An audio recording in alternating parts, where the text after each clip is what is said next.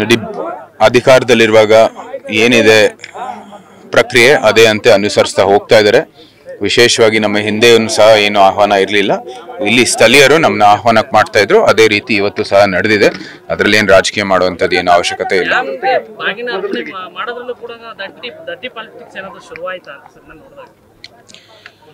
ಅಧಿಕಾರದಲ್ಲಿರುವಾಗ ಅಧಿಕಾರದಲ್ಲಿರೋರೇ ಬಾಗಿನ ಮಾಡೋದು. ಸಮಸ್ತ ಕನ್ನಡಿಗರು ಅವ್ರನ್ನ ಆಯ್ಕೆ ಮಾಡಿ ಆ ಸ್ಥಾನಕ್ಕೆ ಅವ್ರಿಗೆ ಕೂರಿಸಿದ್ದಾರೆ. ಆ ನಿಟ್ಟಿನಲ್ಲಿ ಅವರ ಕೆಲಸವನ್ನು ಮಾಡ್ತಾ ಇದ್ದಾರೆ. ನಾವು ಸಹ ಏನು ಸ್ಥಳೀಯರು ನಮಗೂ ಕೂಡ ಆಹ್ವಾನ ಕರೆದಿದ್ದಾರೆ, ನಾವು ಕೂಡ ಬಾಗಿನ ಅರ್ಪಿಸಿದ್ವಿ. ಇದರಲ್ಲಿ ಏನು ಅಂದರೆ ದೇವರ ಒಂದು ಕೃತಜ್ಞತೆ ಸಲ್ಲಿಸುವಂಥದ್ದು ಕೆಲಸದಲ್ಲಿ ಏನು ರಾಜಕೀಯ ನಮ್ಮ ಕಡೆಯಿಂದ ಆಗಲ್ಲ. ಸರ್, ಡ್ಯಾಮ್ ನಿರ್ಮಾಣ ಆಗಿ ಇಷ್ಟು ವರ್ಷಗಳ ಕಾಲ ಅಂದರೆ 3ನೇ ಬಾರಿ ಇದು ಐತಿಹಾಸಿಕ ಕ್ಷಣಕ್ಕೆ ಸಾಕ್ಷಿ ಆಗ್ತದೆ. ಅದು ಎಲ್ಲ ವರುಣನ ಕೃಪೆ, ಆ ತಾಯಿ ಗಂಗೆ, ತಾಯಿ ಕಾವೇರಿ, ಏನು ಇಲ್ಲಿ ಸ್ಥಳೀಯ ಏನು ನದಿಗಳಿದಾವೆ, ನಮ್ಮ ಏನು ಇಡೀ ನದಿಗಳಿಂದ ನಿರ್ಮಾಣ ಆಗಿರುವಂಥದ್ದು ಭಾರತ ಸಪ್ತ ಸಿಂಧು ಅಂತ ಕರಿತಾ ಇತ್ತು ನಮ್ಮ ಭಾರತ.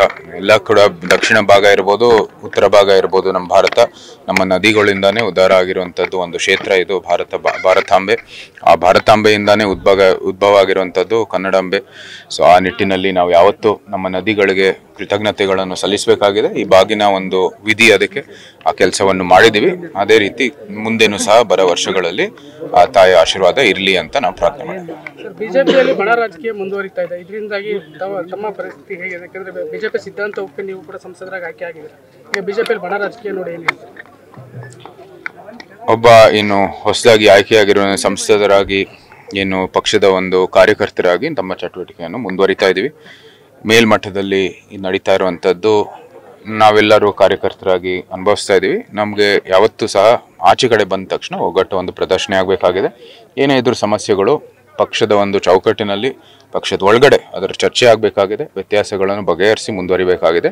ಈ ನಿಟ್ಟಿನಲ್ಲಿ ನಮ್ಮ ನಾಯಕರು ಎಲ್ಲ ಮುಂದುವರಿತಾ ಇದೆ. ನಮಗೆ ಸಂಪೂರ್ಣವಾದ ವಿಶ್ವಾಸ ಇದೆ, ಏನೇ ಇದ್ರೂ ಅವ್ರು ಬಗೆಹರಿಸ್ಬಿಟ್ಟು ಮುಂದುವರಿತಾರೆ.